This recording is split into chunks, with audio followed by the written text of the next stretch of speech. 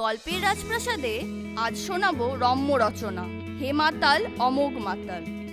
রচনা সুদীপ দে, অভিনয়ে সুদীপ দে ও সুজাতা দত্ত, শব্দ সংযোজনা ও সম্পাদনা অরিন্দম দত্ত।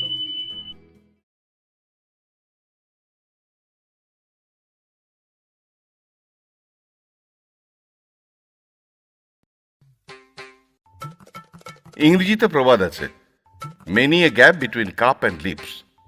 পেয়ালা ও ঠোঁটের মধ্যে বহু কিছু ফসকিয়ে যায়। এক বিজ্ঞ মাতাল এই বিখ্যাত প্রবাদের উল্লেখ করে বলেছিলেন, তাই তো আমি আর পেয়ালায় মদ ঢালি না, সরাসরি বোতল থেকে গলায় ঢেলে নিই। বোতল আর পানীয় নিয়ে কত যে গল্প শুনলাম পড়লাম, তার কোনো শেষ নেই।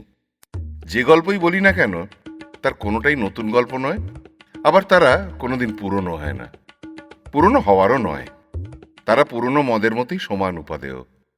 আজ আমি অনেকটা তারাপদ রায়, খানিকটা হিমানীশ গোস্বামী আর সামান্য কিছু নিজের অভিজ্ঞতা দিয়ে যে জগা খিচুড়ি রান্না করেছি তাড়াহুড়ো করে, তার শিরোনামটাই প্রয়াত তারাপদ রায়ের থেকে ধার করা। প্রথমে ধরা যাক সুরেশ আর রমেশের গল্পটা। সুরেশ আর রমেশ ঘনিষ্ঠ বন্ধু এবং কৃতবিদ্য মদ্যপ। বহু বহু গ্যালন মদ্যপানের পর অবশেষে দুজনে একদিন চূড়ান্ত সিদ্ধান্ত নিলেন, আর নয়, আর মদ খাওয়া নয়। ছেড়ে দেওয়ার কথা স্থির করে আর তারপর নানা দিক বিবেচনা করে এক বোতল হুইস্কি সুরেশের কাছে রেখে দেওয়া হলো। যদি কোনোদিন দুজনের কেউ অসুস্থ হয়ে পড়ে, তবে বোতলটা সেদিন একটু হলেও কাজে লাগবে। একটা দিন কোনো রকমে কাটলো। দুদিনের মাথায় পরে সে শরীর আনচান, মাথা চিমচিম, চোখ ঝাপসা। শেষে আর সহ্য করতে না পেরে সন্ধেবেলা চলে এলেন সুরেশের বাড়ি। ভাই, আর যে পারি না, শরীর বড় খারাপ, বোতল থেকে একটু দাও দেখি। সুরেশ মাথা চুলকিয়ে বললেন, সে তো আর এক ফোঁটাও নেই। কালকে আমি নিজেই এমন অসুস্থ হয়ে পড়েছিলাম, পুরো বোতলটা খেয়েও তেমন সুবিধে হলো না, এখনো সারা গা ম্যাজ ম্যাজ করছে। সুরেশ পরেশের এই কাহিনী অবশ্যই কল্পিত, কিন্তু স্বাস্থ্যের সঙ্গে মদ্যপানের অবশ্যই একটা যোগ আছে। স্বাস্থ্যের অজুহাতে মদ্যপান শুরু করে কত মানুষ যে প্রতিষ্ঠিত মদ্যপে পরিণত হয়েছেন তার ইয়ত্তা নেই। বিলিতি মদ্যপানের আরম্ভেই অন্যের স্বাস্থ্যপানের রীতি আছে, আর তাই সঙ্গে একটা সাহেবী নিষেধাজ্ঞাও আছে। দেখো বাপু, অন্যের স্বাস্থ্যপান করতে গিয়ে নিজের স্বাস্থ্য নষ্ট করো না। মদের গল্পে স্বাস্থ্যের কথা ভেবে লাভ নেই। আমার নিজের একটু অভিজ্ঞতার কথা বলি। কয়েক বছর আগে দমদমের এক প্রান্তে এক প্রাচীন বাগান বাড়িতে একটা পার্টিতে নেমন্তন্ন ছিল। পানভোজনের অতিরিক্ত অত্যাচার এড়ানোর জন্য একটু দেরি করেই গিয়েছিলাম। গিয়ে দেখলাম গৃহকর্তা তখনই প্রায় বেসামাল। আমরা নিমন্ত্রণ সেরে চলে আসবার অনেক আগেই তিনি দোতলার বারান্দার একপাশে একটি খাটিয়ায় তুরিয়ানন্দে শয্যাগত। চারিদিকে প্রচণ্ড মশা। রাত বাড়ার সঙ্গে সঙ্গে মশার আক্রমণ বেড়ে চলেছে। চলে আসবার সময় দেখলাম গৃহকর্তা তখন গভীর নিদ্রাগত, মশায় ছেঁকে ধরেছে। ভদ্রলোকের খাস ভৃত্যকে ডেকে বললাম, খাটিয়ার ওপর একটা মশারি খাটিয়ে দাও। ভৃত্য জানালো, তার মনিব মশারির নিচে শোয়া পছন্দ করেন না, ঘুম ভেঙে মশারি দেখলে ক্ষেপে আগুন হবেন। কিন্তু ততক্ষণে তো মশা সব রক্ত শুষে নেবে। ভৃত্য জানালো, তার প্রভুকে প্রথম রাতে মশা কেন বাঘে টেনে নিয়ে গেলেও টের পাবেন না। আর শেষ রাতের দিকে মদ মেশানো রক্ত চুষে মশাগুলো নিজেরাই বেহুঁশ হয়ে খাটিয়ার চারপাশে শুয়ে থাকে, তখন তাদের কামড়ানোর ক্ষমতা বা ইচ্ছে কোনোটাই থাকে না। অতএব দেখা যাচ্ছে মদ কখনো কখনো বন্ধুর কাজও করে। অবশ্যই এর থেকে মদ বন্ধু না শত্রু এই সিদ্ধান্তে পৌঁছানো যায় না। সে বিতর্ক ছিল, আছে এবং চিরকাল থাকবে। এক পাদ্রী সাহেবের সঙ্গে এক ভদ্রলোকের দেখা। ভদ্রলোক দু হাতে বুকের মধ্যে একটা মদের বোতল আঁকড়ে নিয়ে চলেছেন। পাদ্রী দেখে আঁতকে উঠে বললেন, সর্বনাশ, মদের বোতল নিয়ে বাড়ি যাচ্ছ? জানো না মদ মানুষের কত বড় শত্রু? এবং এরপর তিনি ভুরি ভুরি উদাহরণ সমেত মদের অপকারিতার ওপর নাতি দীর্ঘ বক্তৃতা দিয়ে ফেললেন। ভদ্রলোক মন দিয়ে শুনে বললেন, সবই তো বুঝলাম, কিন্তু কাল যে আপনি গির্জায় সাপ্তাহিক ভাষণে বললেন, শত্রুকে বুকে জড়িয়ে ধরো, তার কি হবে? ওই জন্য তো বুকে জড়িয়ে ধরে বাড়ি নিয়ে যাচ্ছি।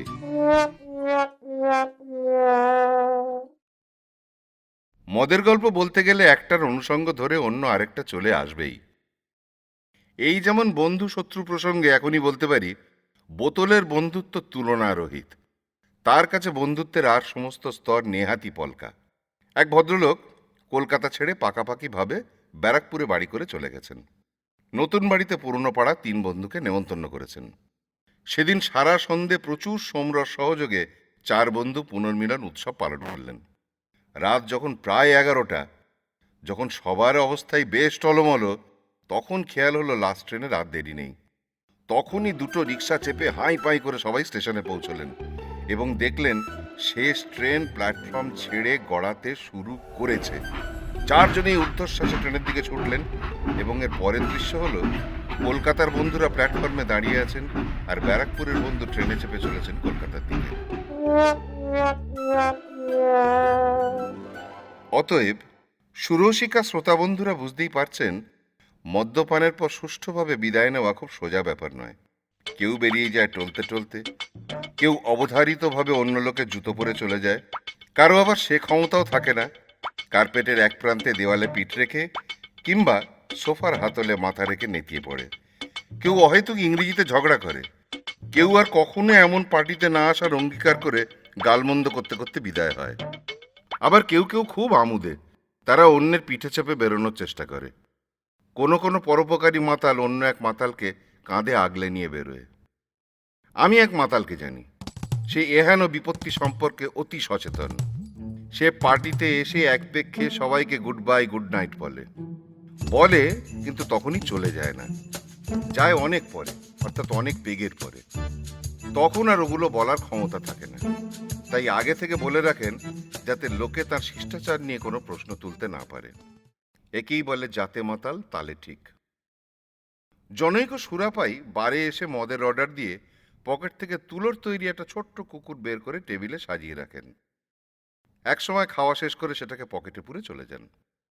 একদিন বেয়ারা কৌতূহল থেকেই জানতে চাইল, দাদা, কুকুরটা রোজ নিয়ে আসেন কেন? দাদা বললেন, আমি তো একটা কুকুর নিয়ে আসি, যখন দেখি ওটা 2টো কুকুর হয়ে গেছে তখন খাওয়া থামিয়ে দিই। কিছুদিন পর ভদ্রলোক এসেছেন আবার, সঙ্গে কুকুরটা নেই। বেয়ারা আবার কৌতূহলী হয়ে পড়ল, দাদা, কুকুরটা আনেননি? ভদ্রলোক মুখ ভেটকে উত্তর দিলেন, ওটা বউ লুকিয়ে রেখেছে। সেদিন মাত্র এক পেক খেয়েই উঠে পড়লেন তিনি। বেয়ারা অবাক, আজ এত তাড়াতাড়ি উঠে পড়লেন? সামনের টেবিলে বসার লোকটাকে 2টো দেখছি, আমার নেশা হয়ে গেছে। বেয়ারা একগাল হেসে আশ্বস্ত করল, না দাদা, ওরা যমজ ভাই। তাই ভাবছি, এমন তো হওয়ার কথা নয়। অতঃপর যমজ ভাই রিডবল হওয়া অবধি তিনি মদ্যপান করলেন। আমার এক স্বনামধন্য মদ্যপায়ী অগ্রজ প্রতিমকে প্রশ্ন করেছিলাম, দাদা, তুমি সন্ধেবেলা খাওয়া শুরু করে কতক্ষণ মদ খাও? দাদা একটুও না ভেবে উত্তর দিয়েছিলেন, ওই যখন টিভিতে প্রহরখানেক সঙ্গে বিমানের কথা জড়িয়ে যায় ততক্ষণ। মদের গল্প মদের মতোই উত্তেজক। শনিবারের সন্ধ্যাটা আপনাদের উত্তেজনা আর বাড়াবো না। আপনাদের উত্তেজনা বৃদ্ধি পেলে আমাদের শ্রোতা বান্ধবীরা কুপিত হবেন তাতে কোনো সন্দেহ নেই। তাই এক তালে ঠিক মাতালের জবানি দিয়ে শেষ করব আজকের কথকতা। এমন মদ্যপ যে তার মদ্যপানের সময় নিজের প্রতিটি পদক্ষেপ এবং আচরণের উপর সেন দৃষ্টি রাখে। তার মুখের কথাই হলো, মদ খাওয়ার সময় আমি কোনো রিস্ক নিই না। অফিস থেকে সন্ধ্যাবেলা বাড়ি ফিরে দেখি গিন্নি রান্না করছেন। রান্নাঘর থেকে বাসনের আওয়াজ আসছে। আমি চুপি চুপি ঘরে ঢুকে পড়লাম। কালো রঙের আলমারি থেকে বোতল বের করলাম। নেতাজি ফটো ফ্রেম থেকে আমাকে দেখছেন। এখনো অবধি কেউ কিচ্ছুটি টের পায়নি, কারণ আমি কোনো রিস্ক নিই না।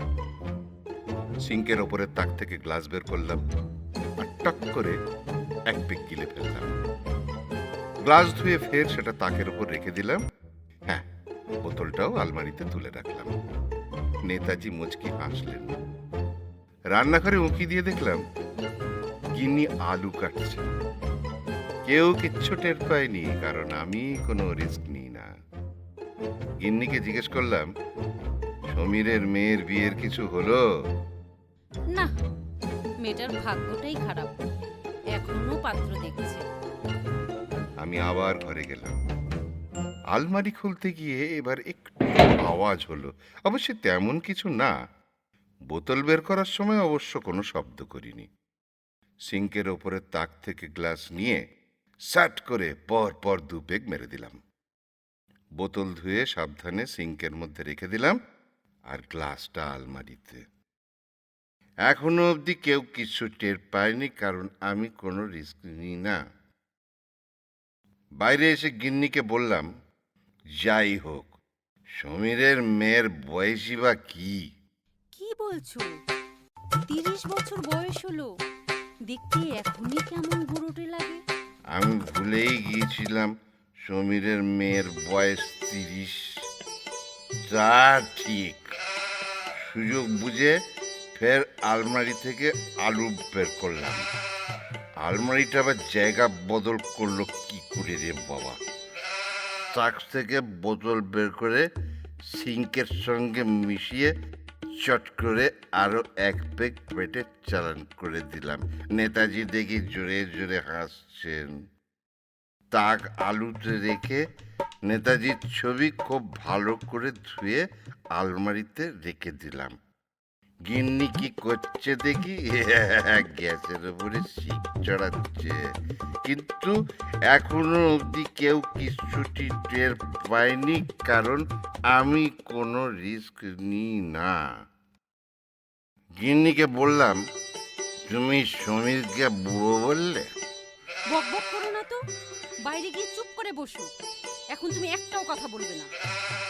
আমি আলু থেকে বোতল বের করে মজাসে আলমারিতে 1 পেগ সাবড়ে দিলাম। সিঙ্ক ধুয়ে তাকের উপর রেখে দিলাম। ফটোফ্রেম থেকে গিন্নি এখনো হেসে চলেছে। নেতাজি রান্না করছে, কিন্তু এখনো অবধি কেউ কিছু টের পায়নি, কারণ আমি কোনো রিস্ক নিই না। গিন্নিকে হাসতে হাসতে বললাম, সমীর তাহলে পাত্রী দেখছে। শোনো, তুমি মুখে জলে ঝাপটা দিয়ে কোথাও চুপ করে বসো তো। আমি রান্নাঘরে গিয়ে চুপচাপ তাকের উপর বসলাম, কিন্তু এখনো অবধি সমীর কিছু টের পায়নি, কারণ নেতাজি কোনো রিস্ক নেয় না। সমীর এখনো রান্না করছে, আর আমি ফটো ফ্রেম থেকে গিন্নিকে দেখে হেঁটেই চলেছি, কারণ আমি কোনো নিই না। কি জানো নি না? হ্যাঁ, মনে পড়েছে, আলু নিই না।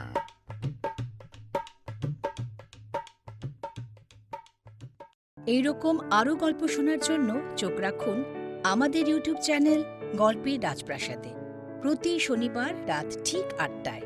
আপনাদের কেমন লাগছে আর কোন ধরনের গল্প আপনারা শুনতে চান আমাদের কমেন্ট বক্সে অবশ্যই জানাবেন।